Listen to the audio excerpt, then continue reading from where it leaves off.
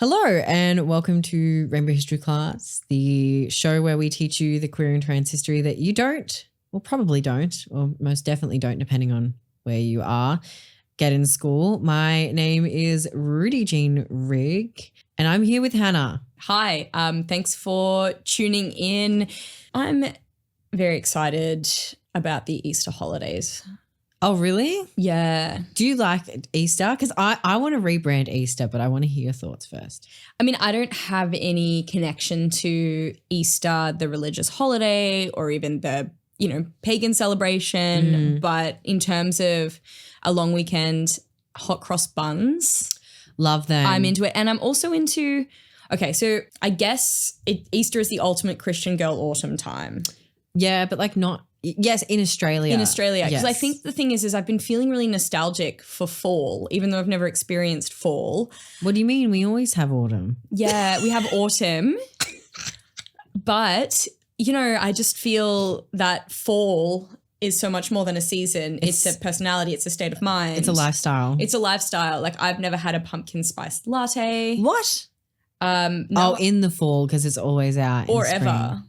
Really? I have like a whole bottle of like pumpkin spice like syrup concentrate. Wow. See, I don't have anything like that. I think for me, I get excited about autumn because I love crunching leaves and eating hot cross buns. And for some reason, I always get really sad in a happy way in autumn. Like it's got like poignancy to it, nostalgia, bittersweetness as a season. And I can't put my finger on it. I feel like too. I feel like so in my family growing up, we really we're not a religious family. Like I didn't grow up in religion. My mom and I guess my sister and I kind of like had like a bit of a roll around and like, Wiccan sort of practices and stuff when I was younger, but like we really like value and I suppose, take heed in like the change of seasons and we really kind of lean into it. So yeah, for me, it has a lot of nostalgia as well. Like my mom and I are actually doing our like sort of annual Easter time Queen Victoria Market trips this week, kind of to mark the season. What do you get? So, well, I don't really get anything. So I like to sort of just like take it all in. I like to just kind of like feel overstimulated in the fruit and vegetable section. It's easy to feel overstimulated at that market. Yeah. And, we sort of walk around the deli aisles and, I'm vegan, so I don't eat most of what's in the deli aisles, but like, it's just a very nice experience to like kind of go and it's getting cooler. So you might have like a cozy jacket on and yeah, but it's crisp. It's in here in Melbourne. Oh, yeah. Autumn is crisp. Yeah. And you're like getting a coffee and you're getting like a bunch of flowers and maybe even a couple of hot cross buns. Exactly. And you know what? The offering for gluten-free vegan hot cross buns is getting better. I would hope so because what they have, the abomination that they have in the supermarkets here, there is like a pizza-shaped hot cross bun and all of these weird recipes like in the free magazine that you get in the supermarket, which I love. Yeah, me too. And I hope they continue. I saw this recipe that was like a hot cross bun, bacon and egg sandwich. And I was like, no, like a hot cross bun is fine. Well, I would, back when I ate bacon and eggs. Yeah. There is a way to do it. I think you got to like French toast the hot cross bun. And then we're getting into like Canadian bacon and maple syrup kind of spicy vibes. I get it. But I just think that like hot cross buns are objectively just a flawless food. Yes. That doesn't need to be fucked with. But you have to like, I think the premise to enjoying a hot cross bun is that you have to like fruit in baked goods and or like a level of like baking spices. And if you don't like those two things, I can understand why you would never like a hot cross bun unless you went for like the Shapes flavored ones or like yeah. Something I've always been really embarrassed about is the fact that I quite like dried fruit. Why are you embarrassed? I think it's really embarrassing. And I think it comes down to this thing that I have. One thing I can't deal with is people that make not having a sweet tooth part of their personality and they'll drop it in the introduction to meeting them. Oh, it's not for me. Yeah, it's just like sweet, I just prefer savory over sweet. For me, it was like classic when I was dating, and I am going to throw Hannah under the bus here because she did tell me this when we started dating, and I was like, oh. But like, I swear I went on so many dates with girls where they all just wanted to tell me that they were more into savory than sweet. And for some reason, I think it's just like an entry level personality quirk. And so after that, I felt really embarrassed that I like things like dried fruit. I like raisin toast. And you know what else? I like prunes.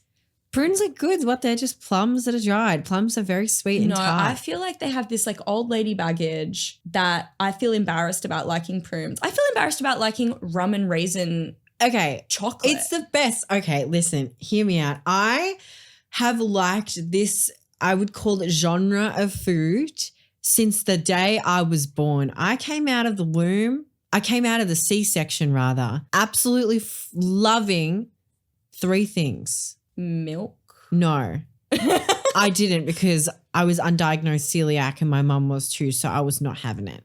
But I came out loving like dried fruit and things. Do you know what my favorite cereal was as a baby and still is now? Sultana Brown? Yeah. Mine too. I love Sultana Brown. It's so good. I love raisin toast, Sultana Brown, that kind of stuff. Anything with dried fruit, love it. Fruit cake at Christmas time. My mom says I didn't like it. Maybe I didn't, but like I feel like I ephemerally like it now. I love like cruciferous vegetables. So like Brussels sprouts, broccoli, cabbage. I've always loved them. Always been my favorite vegetable. Like I just like would ride or die for them as a baby. And my third is like starches, but like vegetable starches. So like potato. Like parsnips. I love casserole. But like, okay, for Americans listening, casserole, like English casserole or Australian English casserole is different to your kind of tray bake casseroles, like green bean casserole is not what I'm talking about. Casserole is like, think of like a roast gravy, but sort of like zhuzhed up to be a little bit thicker.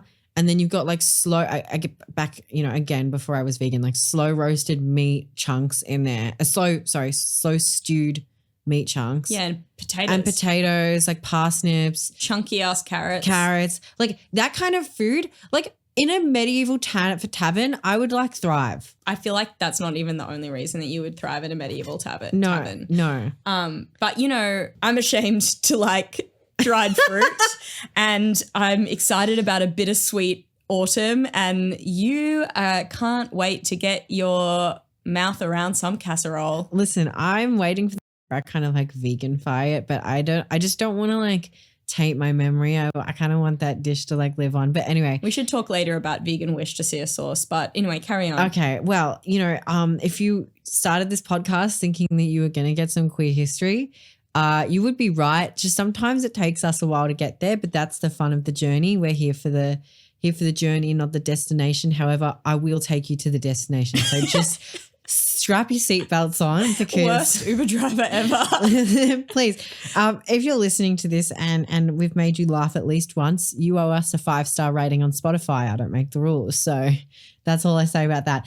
But today, Hannah, I want to tell you the story, and I want to share the story with the listeners of the show, that of which is the life of the public universal friend. My favorite. You picked one of my favorite stories. Really? Yeah, and I think what's going to be interesting about this is because it's one of my favorite stories, I know it very well. Okay, good. So I'm going to not be able to react with shock and awe, but I'm going to take immense pleasure and joy in you telling me one of my favorite bedtime stories. Okay, great, because this is a doozy. So we're going to cover a lot of ground here now. I will preface my storytelling with the fact that the public universal friend, their life, you know, is sort of cushioned in religion. They, you know, we're going to speak a lot about religion today, and I'm kind of going to do a little 101. And as we said earlier, I didn't grow up in religion. I don't actually know the, you know, the lived experience of someone who has grown up in religion. And of course, if you're listening and you're from the queer community, you know, in general, I think we have a lot of religious trauma, as does many people do. So I just want to preface the conversation with the fact that this is a comedy podcast, so it is going to be funny. But we are talking about things that may be a little sensitive or, you know, are kind of generalized in the way that we're talking about it. But, you know, as we always say, go and do your own research. There's plenty of information, like credible research. There's plenty of credible information out there. So you can always learn more. Now, before the public universal friend came to be known as such, they were born as Jemima Wilkinson, and we're kind of like birthday siblings. Hello, this is Editing Rudy. I am just dropping in to let everyone know that unfortunately 5 minutes of our audio was completely corrupted, and the only way you can hear me is through Hannah's microphone across the other side of the room. But after I said that their birthday was on November 29th, we basically just went on to talk about the fact that they had 8 siblings. And then that devolved into talking about colonization and how awful that is, obviously. And the fact that they actually had a cousin who was named Stephen Hopkins, and he was one of the members who signed the Declaration of Independence, which is why we started talking about colonization. I'm just going to drop you straight back into where the audio started working again. Bye. If you're wanting a visual descriptor of the public universal friend, they had black hair and black eyes, which I find an equally odd descriptor because I'm just like, why were their eyes so dark? Like, you know, like they literally were described as having dark eyes, like black eyes, which I don't know. I've never met like someone with black eyes, so who's like light of skin. So I don't know. How, like, I feel like there's a demonization happening here, honestly. I think definitely because I think, you know, and we spoke about this on the last episode, but there was just like a lot of mythologizing happening around, you know, that colonial period in New England where people would, anyone that was kind of different would be really quite kind of demonized. And there was a big fear of things like kind of witchcraft and the devil. And, you know, because the first people that settled were religious communities. We're going to talk. Puritans, right? Yeah. So the Puritans were some of the first ones. And, you know, it was really like they were very, very hung up on people that were possessed by the devil. So I think things like black eyes and things like that, there's almost something biblical about it. But yeah, I think there is a bit of mythologizing. I think we could probably just say dark brown. I know, like that could have been all right, but no, we had to go the extra mile. Unless they were like rolling through the fancy dress store or something like that. Well, it had some sclera lenses on. Or, something like that. Yeah. Now, early accounts of the public universal friend prior to their, I suppose, kind of taking on being the public universal friend, they were described as being fond of fine clothes and adverse to labor, which I find very relatable. Ultimately, and also like weirdly Taurian, like that gives me a Taurus vibe rather than a Sagittarian vibe, but also, I mean, universally relatable. Yeah, I mean, that's the thing. I'm like, yeah, and like, because this quote was kind of being used as like, again, like that demonization tactic. And I'm just like, no, who wants to be doing labor? Not I. I think, again, if you look at that kind of really puritanical society, like, for example, the Puritans, they would not wear, so they stood against things like slashed sleeves, which is like voluminous sleeves. They stood against lace. Yes.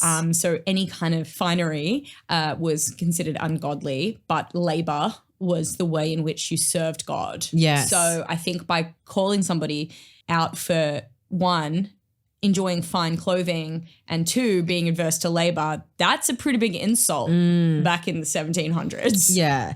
And speaking of Puritans and I guess religions, their parents were Quakers.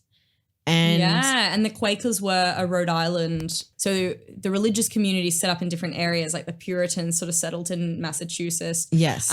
You know, you had like the Baptists settle, and the Quakers did settle in Rhode Island, if I remember correctly. Yeah. And, you know, I think Quakerism is something that I think is kind of, we hear, because I think the word Quaker at least reminds me of an apocalypse. I don't know about you. It reminds me of oats. I think there's a brand of oats. Quaker oats. It's probably because I think they, it's somehow related. But I just wanted to actually give like a little Quaker 101 because I feel like it's one of those things where, again, it's not sort of a religion that's mainstream in a way. And so at least, you know, in Europe, Europe and I guess like Australasia, we don't really have a lot of like Quaker sects and like Quaker meetings rather. And so let's just do a bit of a 101. I have seen Quaker TikTok. Yeah, it's really interesting and I stuff. think I learned a lot of, well, basically the bulk of what I know about Quakers, which is not much, off Quaker TikTok. Yeah. So let me give you a 101 on it, being a very quick and general one. So Quakers are people who belong to the Religious Society of Friends, which is already getting a tick in my book because I'm like, very welcoming. Friends, it sounds lovely. Like they probably serve tea and biscuits at their meetings. I might get into religion if it was framed like that. Exactly. Now, members of these movements or the Friends are generally united by a belief in each human's ability to experience the light within, which again, it's very like nice. Like there's nothing no speak of demons here. Yeah, it's not about kind of avoiding hell or, sacrificing something for God. It's about, unleashing your best self. I guess so. I mean, this metaphor though was it was a metaphor for Christ's light shining on or in them, and sort of like that sort of being, part of like their motivator in their everyday life. And the first Quakers were known to sit in silence and meditate on words of the Bible until they felt an inward light of God shining upon them, in which they would then like speak and, be heard, I suppose, by the rest of the meeting. Now, this reminded me of a scene, I think it was in Fleabag, where the priest took her to a Quaker meeting. Was it in Fleabag? I've never seen Fleabag, despite being told I remind people of Fleabag. Oh my I've never goodness. seen it. I feel like you need to see it. Now, I've just Googled to make sure that I wasn't lying about the Quaker scene, and it is I would really recommend watching this scene because I think it is really funny, and it's what I would do if I went to a Quaker meeting. I think not out of intentional disrespect, just because sitting in silence is like kind of torture to me, like in a way, in most senses. But anyway, what's interesting about these kind of settled Quakers in America is that they were known to use thee as their ordinary or regular pronoun. So does thee want a cup of tea or something, so they didn't really use the word you or I. They said thee and thou or thy. Was that, do you happen to know if that was something that everybody did at the time, or was it Quaker specific? Well, it was Quaker specific because they were into something called plain speaking, which was sort of started at the beginning of the Quaker movement by a man named George Fox, and it was in an attempt to preserve the egalitarian view or philosophy, which is kind of like a political philosophy of prioritizing social equality.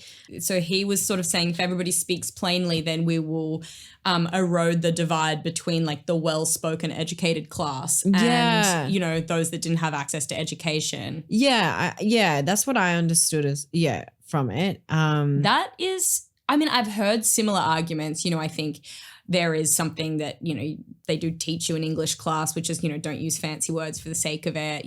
Being understood is the most important thing. But I think there's so much to this idea of speaking plainly, because I do feel, at least in our culture in Australia, people that have English as a second language are so often kind of derided or, seen as lacking intelligence or, being less intelligent than somebody who speaks English as their native tongue. Oh, yeah. Even though like anyone who speaks English as a second language is doing far better than anyone who only speaks English because they've learnt one and probably more languages. Yeah. But I do think, that is something that I think about in terms of access to culture, access to society. We could do well for having a emphasis on plain speaking. Yeah.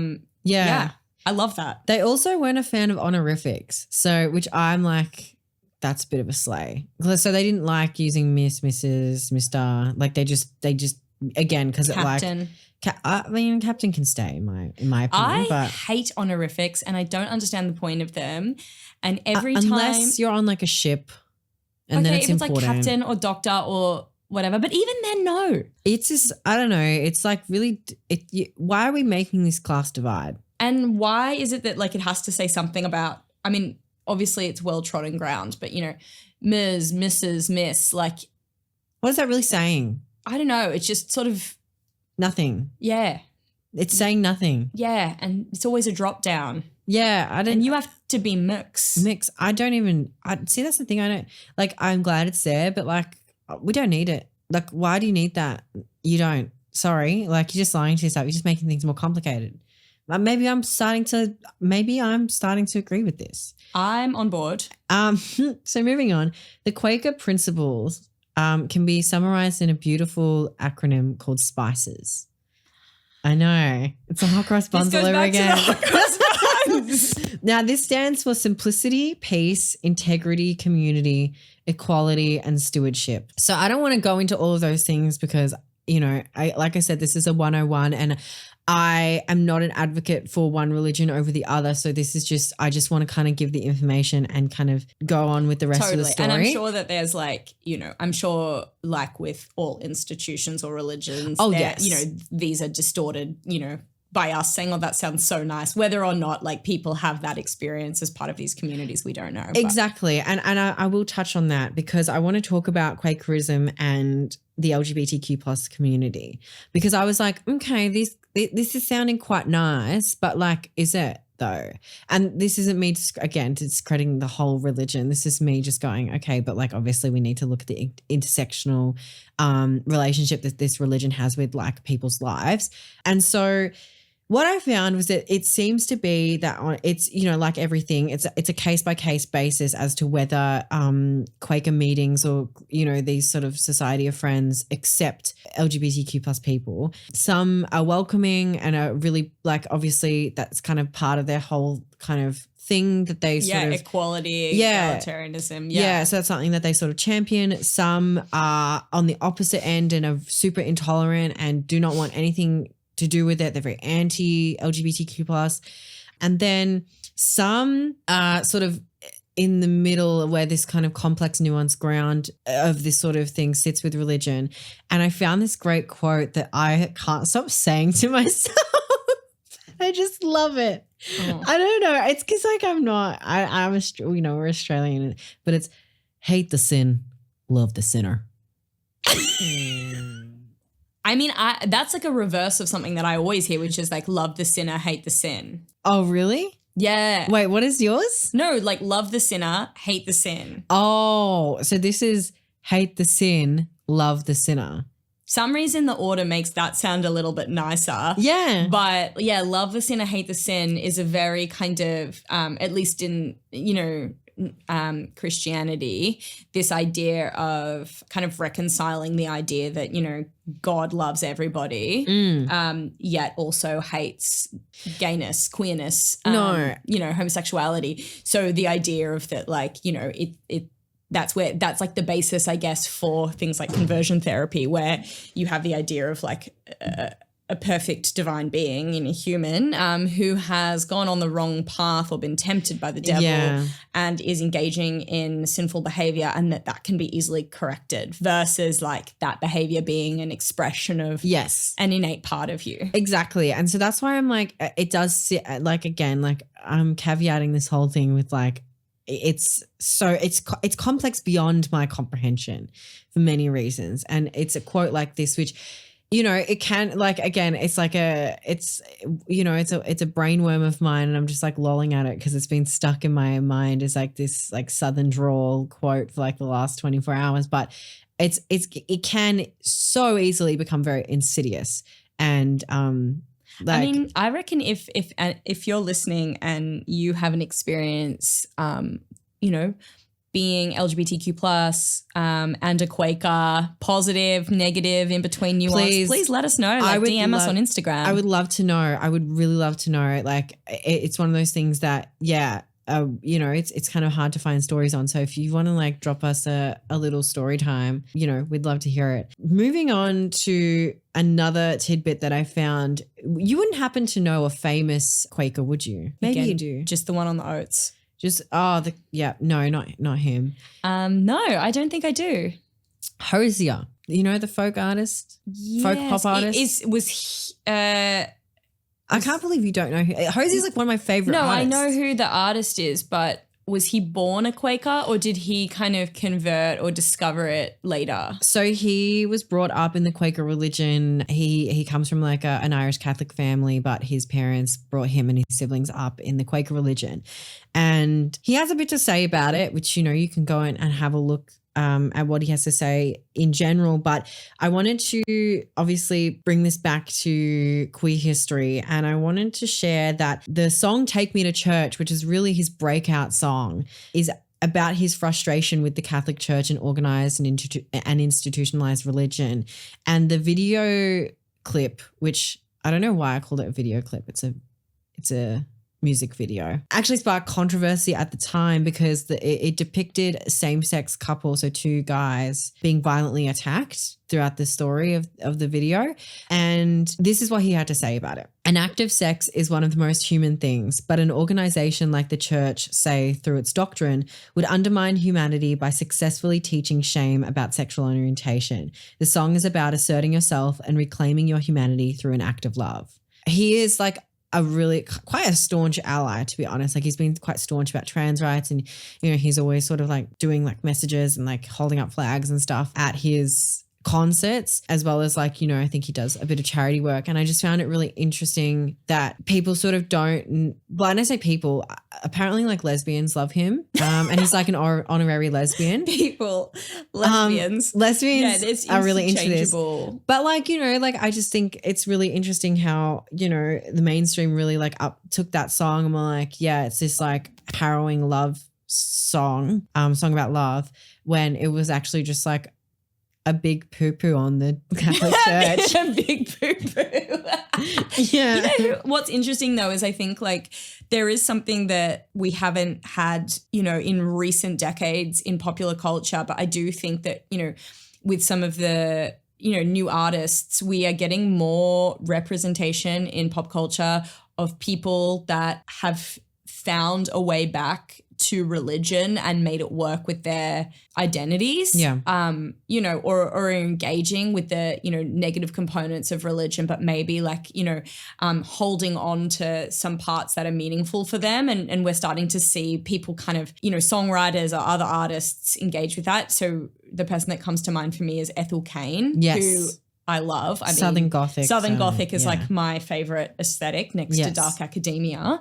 But like, yeah, she is Baptist and definitely has the trauma of growing up Southern Baptist, yet also, you know, has like reconciled it with her identity. And yeah, as a trans woman, and it comes through in her music. And I think that's something that's really cool, is that although I am not connected to religion, or you're not either, but I think it's super cool when there are like young queer and trans people that are finding their way back to these institutions in a way that makes sense. Yeah, for sure. Absolutely. It's one of those things. It's funny because it's like, I think we talk about religion a lot, but then at the same time, like the only experiences with religion that I have is my parents wanted me to like obviously go to like a good school, and so they like got me to apply for this like all girls, like I think it was Catholic maybe school.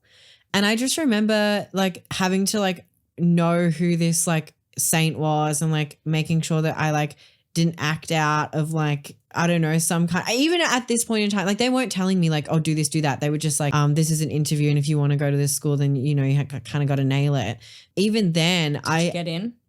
No, because I didn't want to. I think I don't know. I don't remember if I actually got accepted, but I remember just being like, no, I'm not doing that. But I remember like not having any like real grasp on religion, but then also kind of understanding that like I had to embody something. Yeah. Like, and I was like 10, 11, and I had to like embody something or someone for this interview for them to like accept me, because I understood that there was like this, on some level, that there was this huge weight to it. So I cannot, and this is just for like a school interview. It was like a 15-minute bit. Like, so I cannot imagine a lifetime of like stepping into that persona in your life and living it every day. Like, it's just astronomical. Like it's worlds away from what I understand. So I have a lot of like sympathy for like, people who've experienced that. But I want to move past Quakerism, and now that I have a good understanding for like, you know, how we can like look at the public universal friend, let's actually find out how they became this public universal friend. So in the October of 1776, so they were about 24 years old, they contracted a disease that was most likely typhus and was bedridden, near death, with a high fever. And they had a death watch on for them, which I was like, what's a death watch? So they literally just sit there and watch them die, which I thought was quite macabre. And yes, you would be right in assuming that that is correct. I don't really know why, though. I kept Googling why did they do a death watch and death watch 1700s why and things like that. And it was all just kind of coming up with like old watchmakers. And I'm like, no, you guys don't get it. I want to know why they sat and watched people dying. I mean, I think that was something that came out again in religious communities, the idea of like shepherding a soul into the afterlife, you know, and there would have been like religious practitioners there to help, you know, a soul reach the afterlife, heaven, safely. Yeah. So I think that's kind of where that came from. Okay. So that makes a lot more sense. I was just thinking it was just like, oh yeah. Like a spectator sport. Well, no, just kind of like, yeah, I think they're going to die. Jim, do you mind just stepping in for a minute and just watching? Like I thought it was very like, perfunctory. Well, I thought maybe are they doing it so then they know exactly the time of death? Like I really wasn't sure. Anyway. No, it definitely like they would have been doing like religious rites or like praying. Okay. See, again, I don't have the that's experience. So after a few days, their fever broke and they survived. And this is where it starts to get really. Did they survive though? Well, this is where it gets contentious. Okay. It gets quite interesting. The friend, so we've gone from Jemima to the friend. So this is just so we're all on the same page of who I'm talking about. The friend later reported that Jemima Wilkinson, so her previous, I suppose, life and embodiment had died, and they had received revelations from God through two archangels who proclaimed that there was room in the many mansions of eternal glory for thee and for everyone. So during like their sickness, this had occurred and happened to them.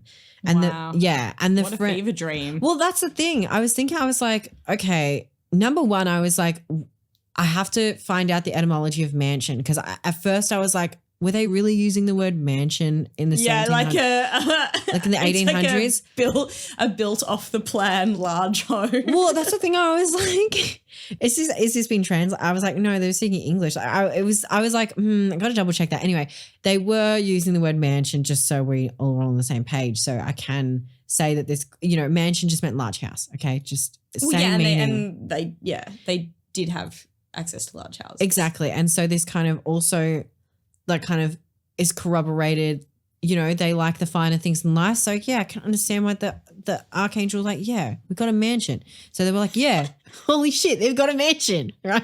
So the friend went on I mean, I think they were referring to like, you know, heaven, but go off. It's got like a cinema room. Room in the many mansions of eternal glory. Okay. I'm talking about eternal glory, so let's call it heaven. All I'm thinking of is Turak. They should rename Turak to Eternal Glory. In the many mansions. They got a lot of houses there. And I'm like, anyway, I don't want to make too much of a joke of it. Anyway, the friend went on further to say that Wilkinson's soul had ascended to heaven and presumably taken up abode in one of the many mansions, and that their body had been reanimated with a new spirit charged by God with preaching his word by that of the name of the public universal friend. This name, the public universal friend, referenced the designation the Society of Friends used for members who traveled from community to preach. So that's what they call people. So like, I guess, yeah, people who went to different communities, they were like the public friend. They were friends to the public from the Society of Friends. Like, you can also, it's just there's a lot of we use the word friend a lot here, and it does get confusing. So yeah, so they were the public friend, but in this case they were the public universal friend because it was actually about everybody. Yes. Rather than Quakers. Yes, exactly. So from then on, they refused to go by or answer to their birth name Jemima Wilkinson, and followers respected this and referred to them as the friend or PUF for short, so PUF, like an acronym. They identified as neither male or female, and they asked not to be referred to with gendered pronouns. And what I found really boss of them was that when they were asked about this, they said, I am that I am. So just like back off, bitch. Like that's what I got it for it too. Yeah. I mean, what an inspiration for a late in life gender reveal party, a public coming out, a shedding of the dead name, adopting of the true name, and an announcement of pronouns. Yeah. Do you know what I wish now? If I had known about this story before I came out, what I would have done was like got typhus? No, I would have held like a reverse surprise party for my friends in which I kind of would have like spun it to be like a piece of performance art in which I lay on a bed in the center of the party, took a nap for 45 minutes and then awoken like and like announced my declaration of being trans. That's good, but I would have left sometime in the 45 minutes that you were just sleeping. You wouldn't have done a death watch for me? I thought we were friends. I'd do a death watch for you, but that wouldn't be at a party at your house. I'd be attending at a funeral. Okay. Well, no, sorry, at a hospital. The pre-funeral. But I think you've got some areas to work on before you get that like performance art. Yeah. I mean, I think,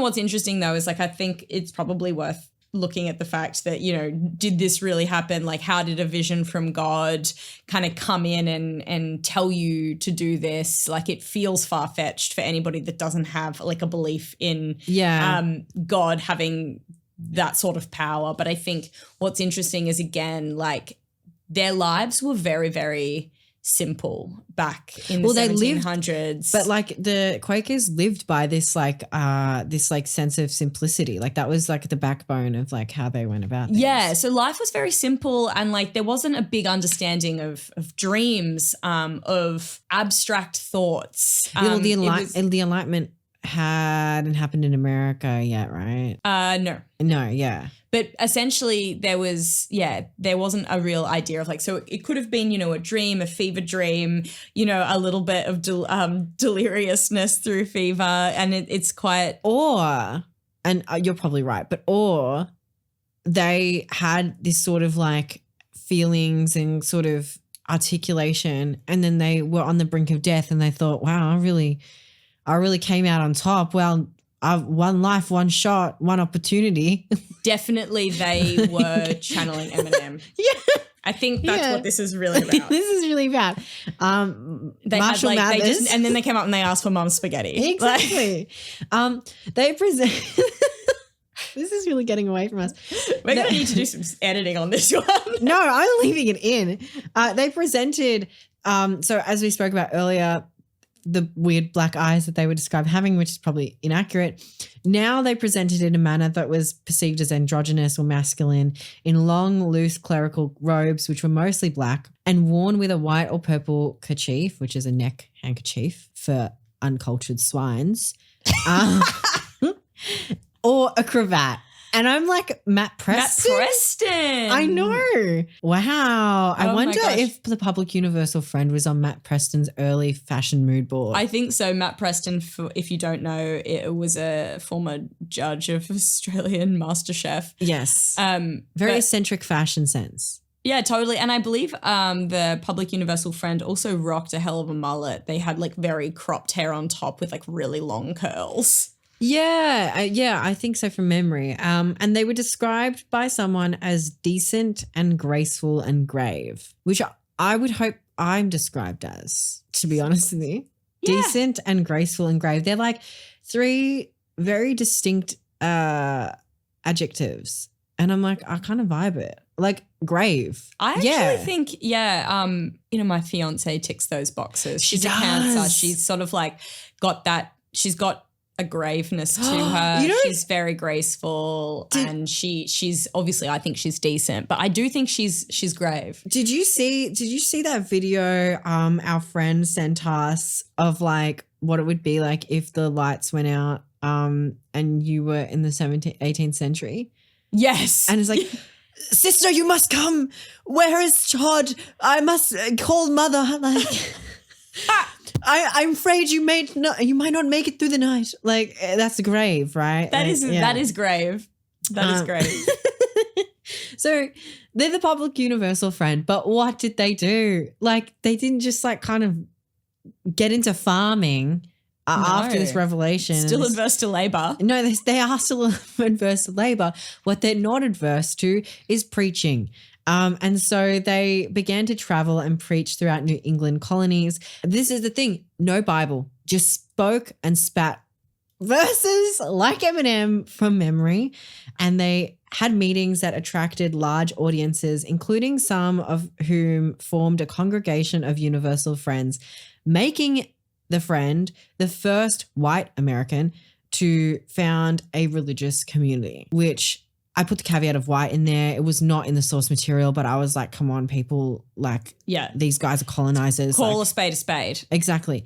So, which I found interesting because I'm like, okay, you really went out on a limb. You really had nothing to lose. You really did feel the sense of impending death. One of my favorite things about this story, this isn't even one of my favorite things. That comes at the end. But when I was researching for the book, was looking into some of the people that joined the Society of Universal Friends, and a lot of them were just kind of single women who didn't want to get married because the Society of Universal Friends, the public universal friend, preached that, you should marry God and not a man. Yes. And I feel like I want to like say that to all my single straight friends. Yes. And we're going to get into more of that. Oh my God, I jumped the gun. This was the downside of you choosing one of my favorite stories. I'm enjoying that. Like, I'm not just kind of reeling off these like 5 pages of notes too. What is important, I think, to note is that when this occurred in their life and they sort of took up this sort of post of, I guess, speaking words from God, because in Quakerism, like, they sort of believe that God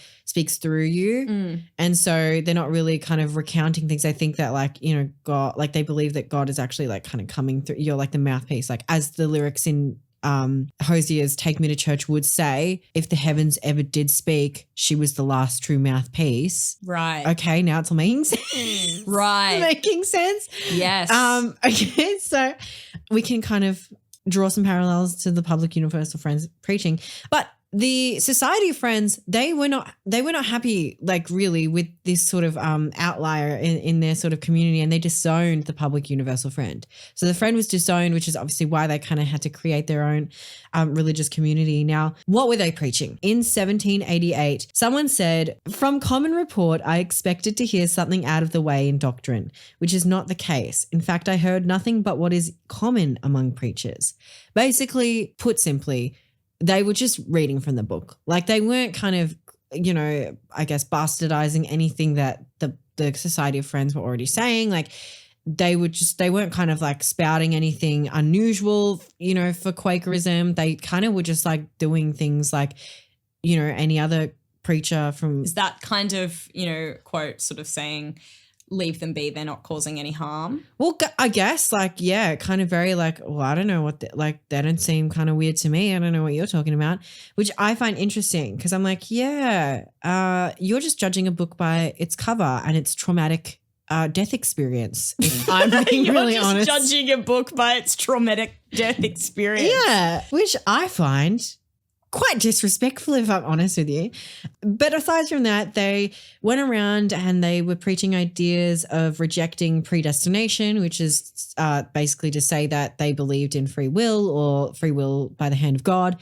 They called for the abolition of slavery, and they would persuade their followers who held people in slavery to free them. I love that. I know. And this was noted across a variety of sources, and I did not delve too deep into it, but a lot of them highlighted the fact that they had quite a large number of Black members in their congregation, and the friend, that is, would encourage these members to be the witnesses to the signing of the sort of freeing of slaves. Yeah. And apparently that was kind of, it was seen as like a kind of a good thing. I have a question mark on the end of that because I'm not actually sure if that was a good thing, but it seemed to have been something that was seen to be empowering or something like along those lines. Well, Quakers in general were anti-slavery. Yes. You know, they sort of stood for teetotalism, anti-slavery.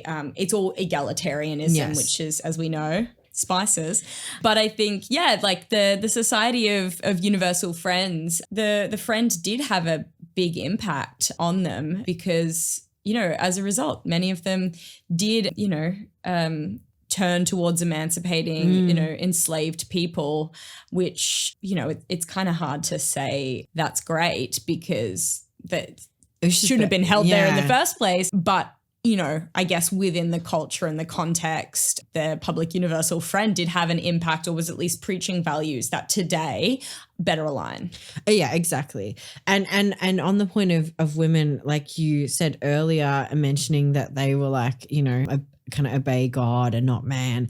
That's exactly what the Friend said. And on that, some of the most committed followers who were women included roughly 4 dozen unmarried women. So yes, there was like married women who were in these sort of meetings, but roughly 4 dozen key members were unmarried women known as the Faithful Sisterhood, who took on roles of the sort that were often reserved for men and would often take on dressing similarly to the Friend as well.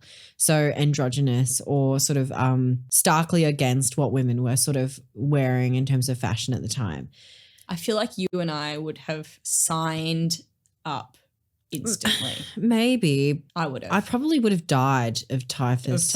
Yeah, before I could get that far. But maybe. I don't know. What would I have done? I've got to look into that. Maybe we should think about what we would have done, like for work. All right, we can think back on that. But I do think that I would have been drawn to the group. Yes, I think I would have been too. Their preaching went on for many years, and around 1785, the Friend met Sarah and Abraham Richards, and they were a married couple, except their marriage ended in 1786, just a year after they met the Friend, where Abram died on a visit to the Friend. And I lost it at this point. I was like, oh, died on a visit to the Friend, did he? That's curious. That's quite mysterious, isn't it? And I tried to look up to see how he died, where he died, what he, you know, like the whole kit and caboodle. Do you think I could find anything? No. Couldn't find anything apart from the fact that he died on a visit to the Friend, which I find very curious. Now, I'm not accusing anyone. I'm just saying it's curious. And I'll leave it at that. Now, Sarah and their daughter started living with the Friend after Abraham had died and took up a similar visual expression as the Friend, as many of the women did, and changed her name to Sarah Friend. And when she died, she left her child in the Friend's care. So Boston marriages, you know, you said in the last episode, it was around the same area, kind of similar time within this like same century and a half. So interesting, very interesting. Do people speculate that Sarah and the Public Universal Friend had a sort of spiritual relationship? The speculation that I found did come from sources that were looking historically through a queer lens. Those that didn't really sort of brushed over, like they always do. They just brushed over it. So there's not actually a lot of information.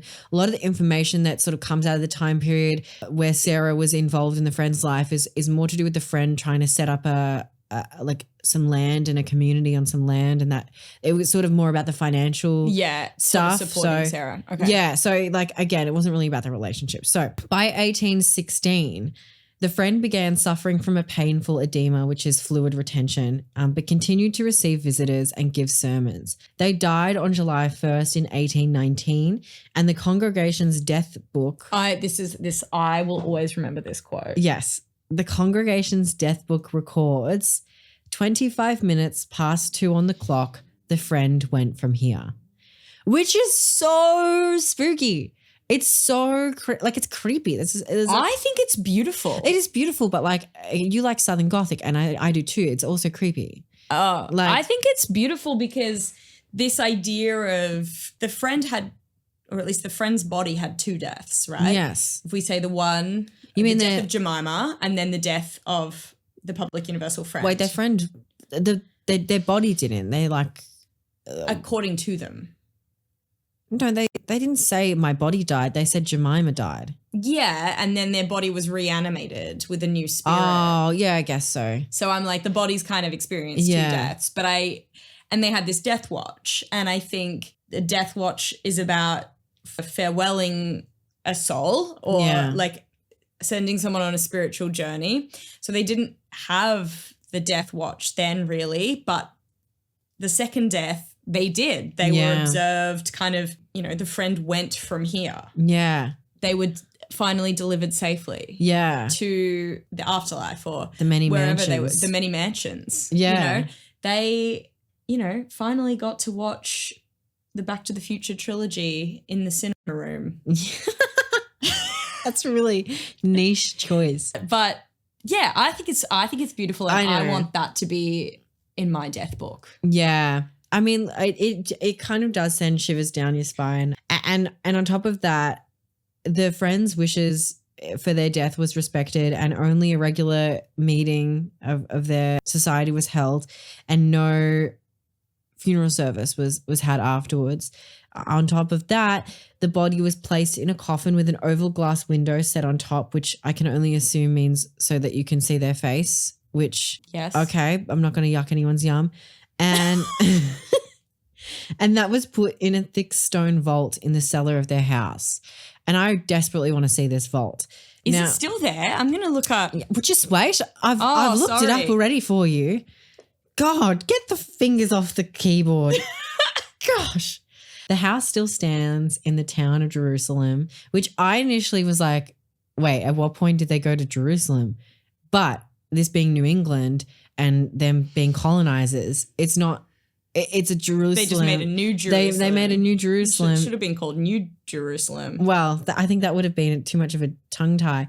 But it's in Yates County, New York, and it's the house itself is included on the National Register of Historic Places. So you can, I believe, still visit it. Hang on, if the friend was stored in the cellar in a coffin with a glass window, what happened to the body? Well, several years later, the coffin was removed and buried in an unmarked grave in accordance with the friend's preference. So we actually you can't go visit the grave. Like I think people probably would know where it is, but it's not like a tourist attraction. Okay. Yeah.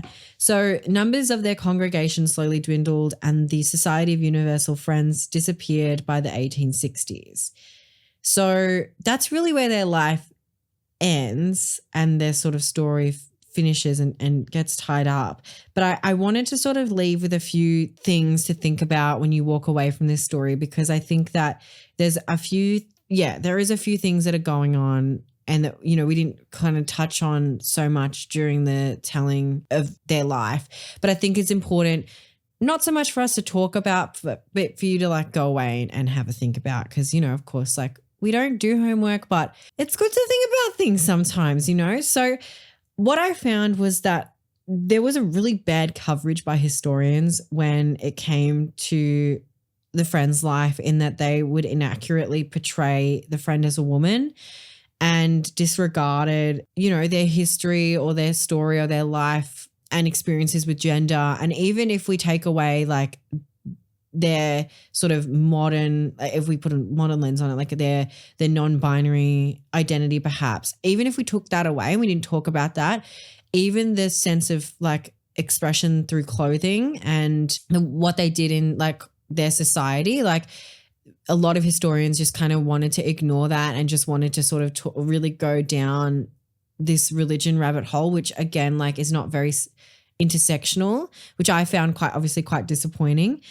And then some of them would go as far to say, like, basically discredit like the friend's entire life and just say that you know, they were a fraudulent trickster and they were a con artist and that they were taking advantage of people and that they didn't believe what they were saying and that they were, you know, this financial burden that they got themselves into trying to make this community was like this whole big scheme. And I just don't like that. I don't know. I do think what's interesting about that is it ties into a lot of how trans people, in particular non-binary people, well, I guess, yeah, trans people today are still accused of trickery. Like one thing we've seen throughout history, every time we look at transgender stories in history, there's always this idea of like, oh, you're doing this to be fraudulent, or you're trying to trick me by, disguising who you are. And I think it makes perfect sense that with somebody who defied binary gender, that was the criticism of them, by historians, because that is a pretty big theme. Yeah, exactly. And, they wouldn't have been called transgender. They wouldn't have been called non-binary. They wouldn't have been called gender diverse, at the time, because we literally did not have that language. There was no way for them to really articulate it in the way that we would today. And, just as much as it is sort of like harmful to say that they were a trickster, I think if we're going down that hardcore line of being like, oh, they were transgender and they were the blah, blah, blah, like, I think that is also harmful in that, like, again, you're not being intersectional about it. You're not understanding the religious experiences and life that they led, which I think was more important to them than their gender. Their life didn't really revolve around their gender. Their life revolved around their religion. And that's not to like cancel one or the other out, but I think that like I did read some queer takes which I felt were more hot takes than actual academic criticism.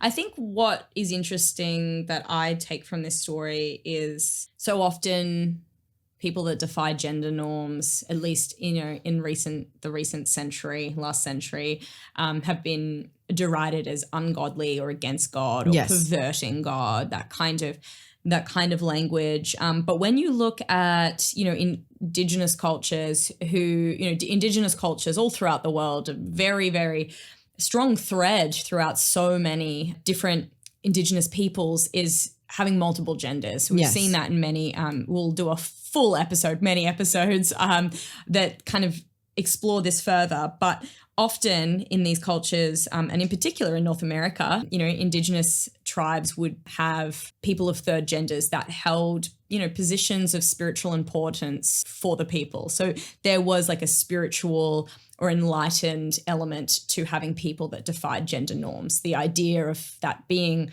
a really important or honorable kind of gender identity because it made you closer to God or whichever God. I'm using kind of like little g God. Yeah. Little g. I'm using little g. The idea of like that making you closer to God. And I think that is something that, was just one of the biggest travesties of colonization among many, many others was the erasure of the fluidity of gender. Yeah. However, what's interesting when you look at the public universal friend is, very rare in, European history, with the exception of things like eunuchs and, very, very rare in European history do we have somebody who was genderless, again, in a sense that they were closer to God. Yeah. And I think that the public universal friend is somebody who like represents, I guess, that.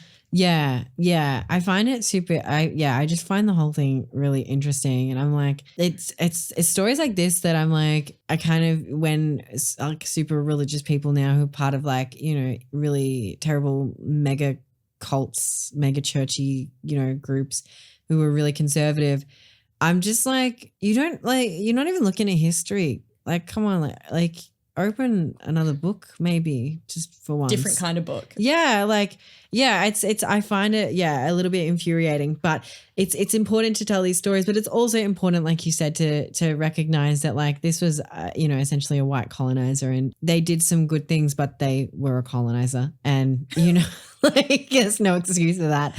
So, I'm really excited to get into some other, Indigenous stories about gender and kind of crack that open because it just, what can I say? It really irks me. But there you go. It's a really fun story, I think. And the life of someone who seemed to have quite a profound impact on the people around them is really interesting, particularly when you look at the wider, I guess, stories of what was going on during that time. What a little like pocket rocket of a place in New England. There's a lot going on, a lot of diseases. A lot going on in New England. New England, more like new stuff going on I've learned about recently. Well, in that case, hey, thanks for listening. Thanks for telling me, there was so much more I learned about Quakerism. Really? Yeah, I think it was great. Excellent retelling of one of my favorite stories about one of my favorite historical figures. And if you like the, Public Universal Friend, it is, they are mentioned. There's a passage on them in the Rainbow History Class book, which is out now. You can get it on audiobook as well, read by Rudy Jean Rigg and written by moi. You can find out heaps more information on our socials, Rainbow History Class. And if you want to support the show, you can do what? Oh, you can join our Patreon and become a class cutie, and you can help keep the podcast alive and running. And in return, we give you little treats. Little treats in the form of exclusive content. Things like we do twice monthly exclusive videos. We also do things like put up pre-sale. I say pre-sale, but like we'll put the link for shows in the Patreon like earlier than we would anywhere else. Anything. Basically, Patreon's where you want to be. If you want to be in the know, you want to be in the community, get on Patreon and join us there. Otherwise, we can catch you somewhere else on the internet because we are everywhere. You cannot escape us. And like we always say, not everything is gay, but there is gay in everything.